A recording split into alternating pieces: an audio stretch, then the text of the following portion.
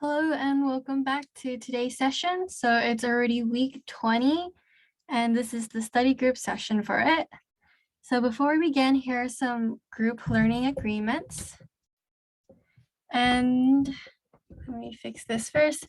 So the group learning agreements, as always, is be present and pay attention, respect people's stories and contributions, and to take notes when it is necessary. All right. So the vision for the Wise Scholars Program is to elevate people's growth mindset so we all achieve higher ambition. And our mission statement is to guide first-generation high school students so they will pursue and obtain a college education. The purpose of these study groups are to increase your connection with other scholars, to improve your student success skills, and to guide you to practice your growth mindset. All right, so to prepare for this session, I asked for you to open your YSP journal to take notes for your assignments. All right. So last week, we talked about the importance of feeling a sense of belonging. And once you're able to establish that, it is time to make goals and work towards your achievements and contributions. So let's have a really quick review for last week. So remember that when you feel like you don't belong, it decreases your confidence and it distracts you from your studying or work. And because you believe you do not belong, you have something called the imposter syndrome. This term is mostly used for college students, especially first-generation college students, because they feel like they don't belong there because no one else in their family has ever been through that situation and they feel like they're there alone. But there are often a lot of resources there for you. So what is an imposter syndrome, right? So like I said at first, imposter syndrome is not being able to accept your own success, feeling like you're a fake person, and it gives you like this fixed mindset, right? So like this picture here, this girl is putting on a mask because she feels like she cannot truly be herself since she does not belong here. She has to put on this mask to make herself feel like she fits in and belong. So the effects of imposter syndrome is feeling like you're hopeless, you feel like giving up, and you feel like you don't have the abilities to work through it. So this is all what happens when you feel like you do not belong. So what you can do is to build your own support system. Because when you build your own support system, you're starting to believe that you do belong. So some steps that you can take to make yourself feel like you do belong is to exercise your growth mindset. So everything we talked about the past session they can all be used to exercise your growth mindset. And the second step is to minimize your mental messages. What does that mean? So mental messages are stuff you tell your own brain like, oh, I can't do this. I don't belong here, right? So you can cut that off. Of course, you can't simply just like not think about it, but you can distract yourself with some other stuff, like going out for a walk, going to meet new people, going to try some new food, watching a Netflix show, right? These are all ways to minimize your mental messaging and to distract you for a bit, but it will hopefully make you feel better. The third step would to be owning your mistakes, but not letting them define you. So this is also a way for you to build your own support system. So last week we said that owning your mistakes, but not letting them define you. This is also something we talked about, building resilience and having a growth mindset. So they all go hand in hand. So an example of this was you failed your test. It's your first ever midterm exam for your first year in college, right? But you failed it. So what you have to do is own up to your mistake and you're not gonna let that one grade define you. Instead, you're gonna create a study plan, you're gonna go to class, you're gonna go to office hours, you're gonna go reach out for help because you're not gonna let these mistakes define you, right? So you hopefully do better next time. And these are steps to help you believe that you do belong. Right. The last one is building a network of trustworthy advocates. So when you have friends, classmates, peers, supervisors, anyone you interacted with, they can all become your trustworthy advocates, right?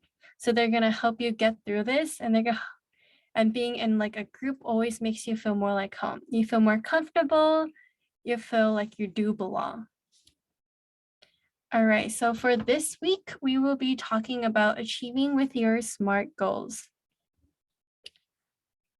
Because once you do feel like you do belong, you should start building goals and achievements for yourself.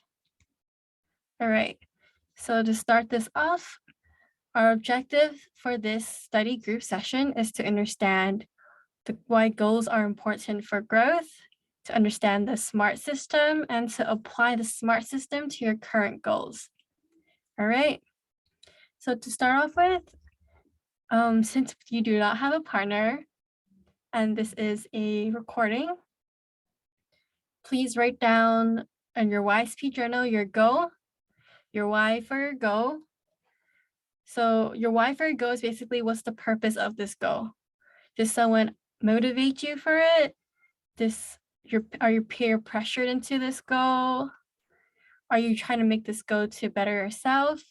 So that's what it means for your why for the goal. The third one is your progress and how you are measuring your program. So how far are you into this goal? And how are you measuring it? Is it by like the numbers? Let's say your goal is to win a championship for soccer, like your league championship. So your progress is how many rounds of practices have I gone to? How many games have we won, right? These are all ways you can track your progress and measure it. And your challenges so far. That's the last one. So basically like obstacles. Let's continue using the example I said at first. So soccer championship. So what are the challenges?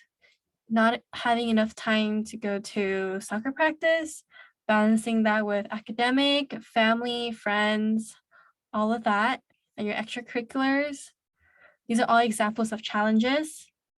So feel free to pause this video and think of one goal and your why, your progress, how you're measuring, and your challenges for all of that for your goal. So this should take, you can pause this video and think about it for a couple of minutes and write it all down in your YSP journal. And this will be in your assignments as well.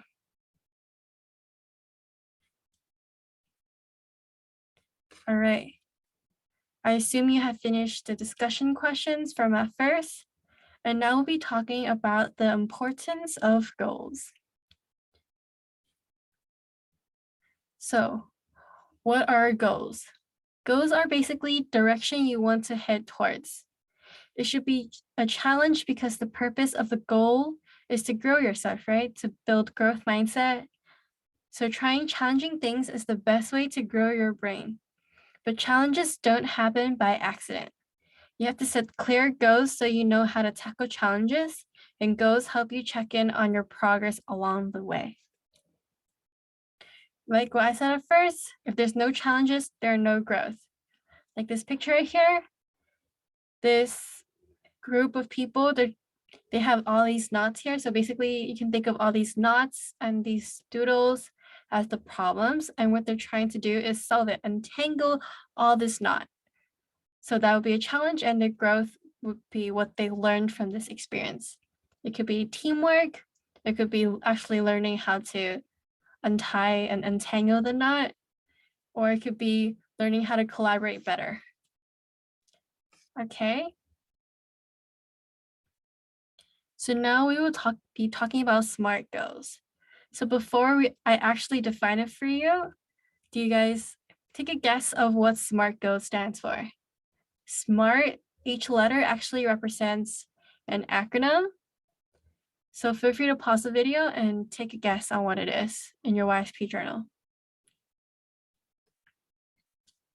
All right, I assume you have written down your answers, and I will reveal you the answers right now. So this is what SMART stands for. S standing for specific, M, measurable. A, actionable. R, realistic. And T, time-bound. So what does all of this mean? Let me break it down for you right now. So specific. Specific is making goals specific enough and narrow for effective planning. So what this means is you're not gonna be something really general. So a bad SMART goal or a not specific goal would be, I want to be more fit. Like that's not good enough, right? So to be specific, you could be like, I want to run at least 3 times a week and I want to do yoga twice a week. So these are specific and narrow enough for effective planning instead of a goal for, I want to be more fit, right? And then the next one, M, measurable. So like I said at first, it's to define progress and reevaluate when it's necessary. So let's continue the example I said at first. So your goal is to be more fit, or you want to be able to be more active, right? So you set these more specific goals of running 3 times a week and doing yoga twice a week. So how would you be able to define your progress? What I'm thinking of is how quick you can run. Like, let's say you set 2 miles for every single run, and you could track how fast you can run these 2 miles and see if there's any improvements over time. And for yoga, you could be like, oh, I'm becoming more flexible. Oh, my joints are not hurting as much now, right? So these are ways you can define your progress and you evaluate yourself. And if you feel like you're not making any progress, remember to reevaluate and maybe you need to put in more work into your workout plan. So actionable. So that means that there should be clear task or action you can take to make progress towards a goal, right? So you have to make each task. So you have smaller goals within your big goals, right? So like I said, being more specific, like running 3 times a week. So running 3 times a week, which 3 days? How long are you gonna run for? What's the distance? Where are you gonna run? Are you gonna run with yourself? You're gonna run with other people, right? So these are making sure that these goals are actionable since you have, and to plan everything out. And then second to last, R means realistic, right? So a goal should be possible to achieve. So if you make yourself like a goal of, I want to lose 200 pounds because I think that is my model of fit, but I'm only 200 pounds. So 200 minus 200, 0 pounds. So you'll be nothing, you weigh nothing. So that'd be like a bad realistic plan. So a more realistic plan would be, I want my muscle mass to increase by an X amount of percentage, or I want to be able to run 2 miles within an X amount of time after working out for a really long time. So it is really important to set realistic goals. If not, you will not be able to achieve it and you'll be really disappointed and let down from it. The last one is time bound. So a goal should fall within a specific time period because people like to procrastinate. It is best to just set a time frame as to when you want to finish this goal by, because we're gonna say, yeah, oh yeah, I have this SMART goal model and I have this plan, I have all these actions, but I'm gonna just do it a little later, you know? So it is really important and essential that this goal is within a certain time frame. All right. So an example, I want to be a good student. Do you think this is a SMART goal?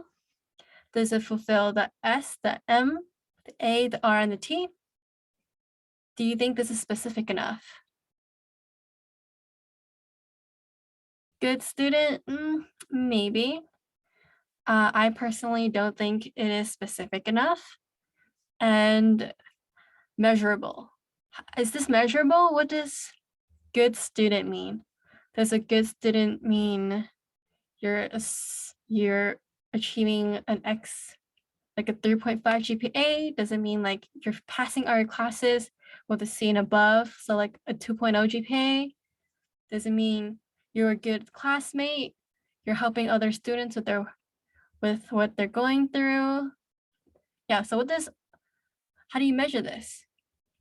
Is this actionable? It's not specific enough, so you can't really take action on it. Is it realistic? Sure, it can be realistic, but good is such an objective term that I don't think it's realistic. And is it time bound? And obviously it is not time bound because they don't talk about when they want to be a good student by, right? So this is a non-SMART goal.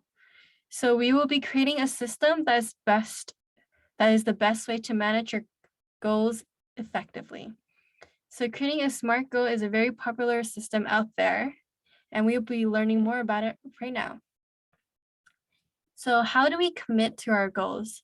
So once we have a SMART goal model, and we already have all the S, M, A, R, and T all written down, how are we going to commit to it, right? So we can commit to our goals by visualizing victory. So what does that mean? So you write down your best outcome and let your mind imagine this outcome. For example, an outcome might be, I feel powerful and proud of myself. So that is something you can do to commit to your goals. Another way you can think about visualizing your victory is, wow, my parents would be so proud of me. Or wow, my younger self would be so proud of me, right? So these are ways to visualize your victory.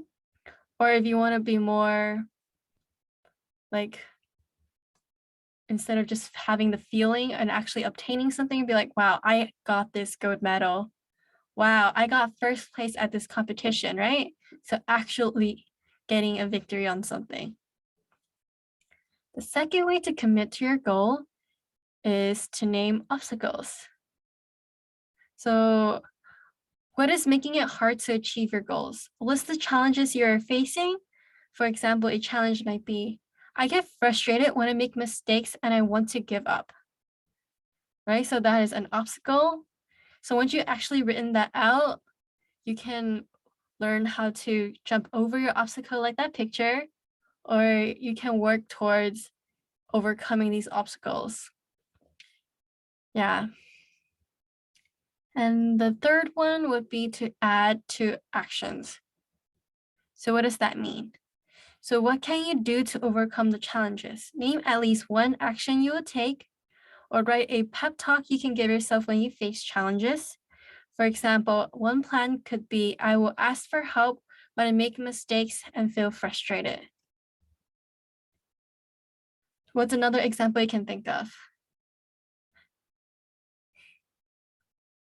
For me is, I can feel unmotivated, so I will ask other people to join in on me and my goal. Oh yeah, this is the example I was using at first, like trying to be more fit and running and 3 times a week, right? So having a training buddy or a running buddy with you, or maybe buying yourself some nice earphones because you can listen to music while exercising, which will make you more motivated, right? Because it's actually proven that if you listen to upbeat songs, it will make you more excited, get your adrenaline up, right? And the last one is to name your goal.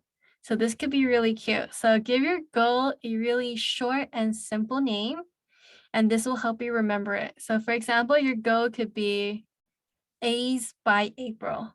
So you want to have all A's by April. So that's why it's called A's by April, right?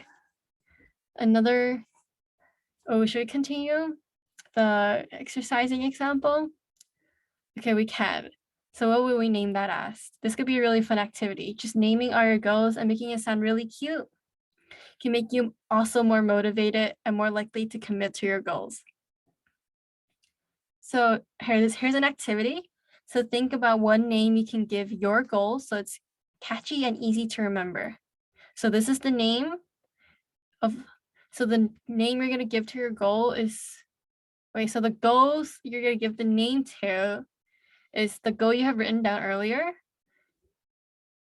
with based off of, based off the GoShare group activity YSP goals, right? So there are details, why you want to pursue it, your progress, measurable. So that's the goal you listed at first, and try to think of a name for it.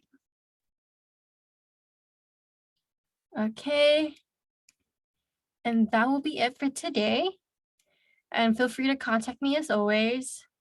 I'm usually in your Slack channel, but feel free to email me if I am not in your Slack channel. And that's the assignment right there. It should be also in your in the YouTube description. And let me click on the assignment so you know how it looks like. Wow, okay.